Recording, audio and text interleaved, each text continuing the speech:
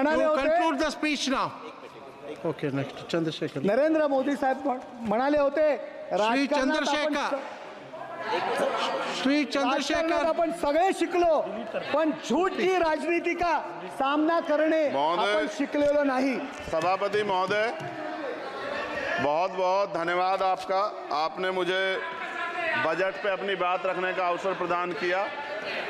मैं अपनी बात को शुरू करते हुए बहुजन समाज में जन्मे सभी संतों, गुरुओं और महान पुरुषों को नमन करता हूं। साथ साथ मैं भारत की महान जनता का भी धन्यवाद करता हूं कि उन्होंने लोकतंत्र की रक्षा इस बार की है। सभापति महोदय, पिछले 10 सालों में सरकार की नीतियों के कारण गरीब और गरीब हुआ और अमीर हुआ है, यानी गरीबों और अमीरों के बीच फासला बढ़ गया है। सारे देश की संपत्ति को चंद अमीरों के हाथ में दे दिया गया है। ये हमारे संविधान की मंशा और समतावादी समाज के लक्ष्य के खिलाफ है। अतः हमारी नीतियां गरीबों के पक्ष में भी होनी चाहिए। जातिगत जनगणना, SC, ST, OBC यानी कि जो बहुजन समाज के लिए आज जीवन मरण का प्रश्न है, इसके बारे में कोई बात बजट में नहीं की गई है। इसके बाद जनसंख्या के अनुपात में बहुजन समाज को सभी क्षेत्रों में हिस्सेदारी मिलनी चाहिए, तभी बाबा साहब अम्बेडकर का जो सपना है समतामूलक समाज का, वो पूरा होगा। महोदय, एक ऐसा विकसित भारत है जिसमें आज भी सफाई कर्मचारी को पक्की नौकरी नहीं मिल रही है और उसको गटर में उतरने के लिए मजबूर किया जा रहा है। उनके लिए कोई अलग से बजट नहीं है। बजट बन सकता है अगर सरकार चाहे। SC, ST को जो सब प्लान मिलता था, SPC का जो पैसा मिलता था, वो बजट से हटा दिया गया है। साथ साथ देश के स्तर पे आशा, आंगनबाड़ी, भोजन माता, ग्राम सेवक, PRD जवान, होमगार्डों के मानदेय में बढ़ोतरी नहीं हुई है। ऐसा कुछ भी नहीं दिख रहा है कि उनके जीवन में खुशहाली आ जाए। इनका मानदेय बढ़ना चाहिए। विधवा, वृद्धा, विकलांग पेंशन प्रत्येक महीने 500 रुपए से बढ़ाकर 5000 रुपए की जानी चाहिए, क्योंकि महंगाई बढ़ रही है। देश में प्रधानमंत्री जन कल्याण योजना के तहत SC, ST, OBC और मुस्लिम को कितने घर दिए गए, इसका कोई आंकड़ा सरकार के पास नहीं है। देश में इसी तरह SC, ST, OBC के लिए कितने परिवारों को शौचालय की व्यवस्था कराई गई। आज भी सिद्धार्थनगर जैसे जिले और तमाम जिले जो है, वहाँ शौचालय की व्यवस्था नहीं है। इस पर ध्यान देना चाहिए। देश भर में SC, ST, OBC के जो रिक्त पद पड़े हुए हैं, बैकलॉग भरना चाहिए। सरकार ने कुछ नहीं कहा।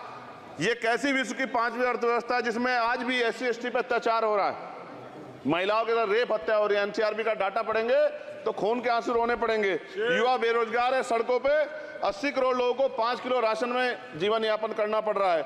जो बजट SC, ST को मिलता है, मेरे दाएं तरफ जो साथी बैठे उनको बुरा लगेगा, कर्नाटक में 14,732 करोड़ रुपए इन्होंने दूसरी योजना में लगा दिए और मध्य प्रदेश में आपने 95 करोड़ रुपए जो है दूसरे बजट में लगा दिए। हमारा जो मिलता है उसको तो मत छीनो भाई। MSP की लीगल गारंटी कोई बात नहीं हुई है। किसानों को जो 6,000 रुपए मिलते हैं उसको बढ़ा के 12,000 रुपए करना चाहिए और फसल बीमा जो है उसका सारा प्रीमियम सरकार भरे, किसानों पर बोझ ना लगे। रिजर्वेशन प्रमोशन में लागू नहीं किया गया, पुरानी पेंशन को बहाल नहीं किया गया, इस पर चर्चा नहीं हुई। देश में मनरेगा समय न्यूनतम मजदूरी की दर 700 रुपए होनी चाहिए। समान काम समान वेतन पॉलिसी लागू होनी चाहिए। जो रसोई की चिंता करते हुए 500 रुपए प्रति सिलेंडर से ज्यादा के दाम नहीं होने चाहिए, जो महिलाओं को राहत मिल सके। बिजली के दामों में भी कमी होनी चाहिए।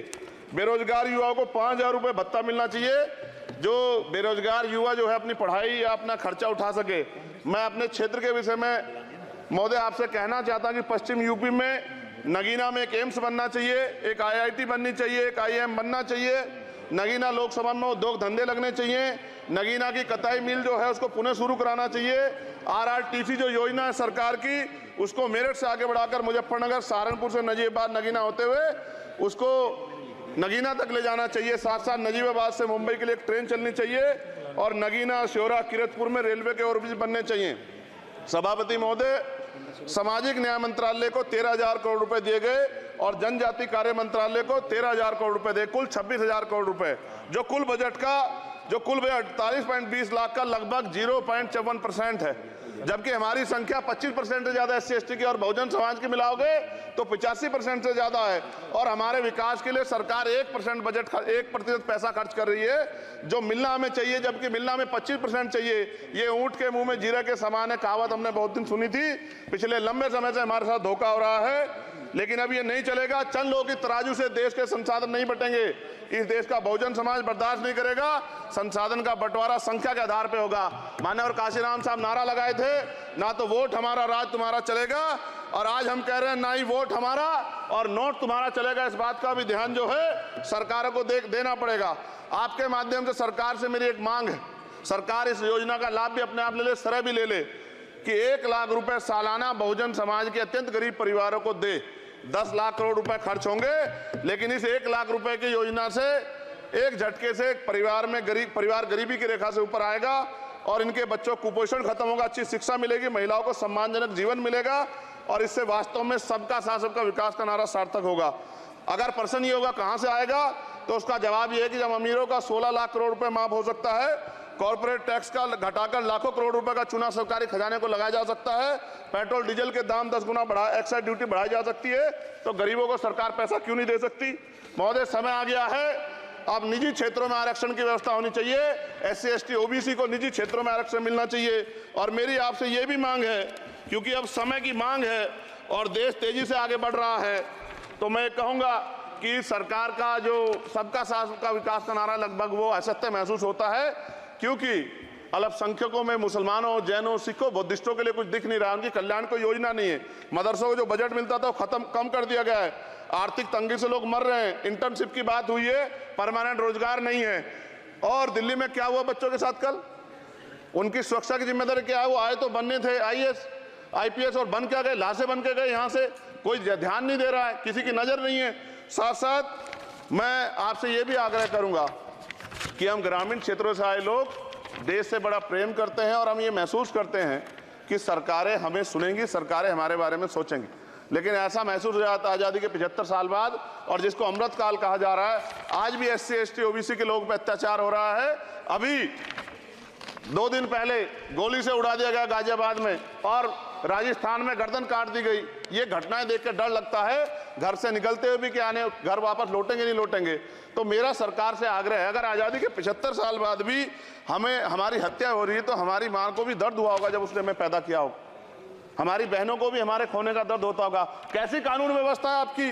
सब कुछ है आपके पास, फिर भी जो है महिलाओं पर रेप नहीं रोक पा रहे हो, हत्याएं नहीं रोक पा रहे हो, गरीबों, दलितों, पिछड़ों, किसानों, मजदूरों की जान नहीं बचा पा रहे हो। किसान सुसाइड कर रहा है, नौजवान सुसाइड कर रहा है, और बड़ी बड़ी बातें होती हैं, इधर भी अच्छे लोग हैं, इधर भी अच्छे लोग हैं, लेकिन अच्छाई तब होगी जब जमीन पे भी कुछ काम दिखाई देगा। और जमीन पे महोदय कोई काम दिखाई नहीं दे रहा है।